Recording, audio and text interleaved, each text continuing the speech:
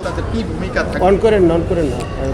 আমাদের দেশনায়ক তারেক রহমান সাহেবের হাতকে শক্তিশালী করার জন্য যিনি নিবেদিত প্রাণ হিসেবে তিনি তার আদর্শের মাধ্যমে তিনি আমাদের জাতির কাছে দেশের কাছে প্রতিষ্ঠিত হয়ে গেছেন।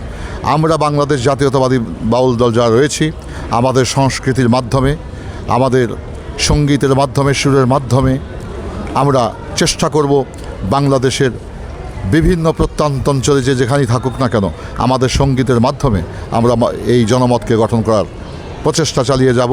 শুধু আজকেই নয়, এই নির্বাচনই নয়, যতদিন আমরা বেঁচে থাকব সেই কাজটি আমরা করে যাব। যুগে যুগে সংস্কৃতির একটি বিশাল ভূমিকা রয়েছে আমাদের রাষ্ট্রীয় এবং সমাজ ব্যবস্থায়।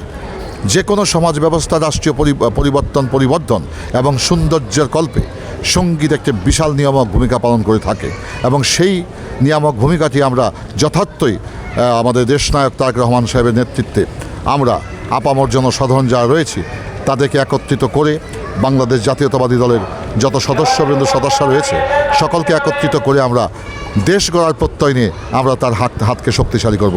ধন্যবাদ।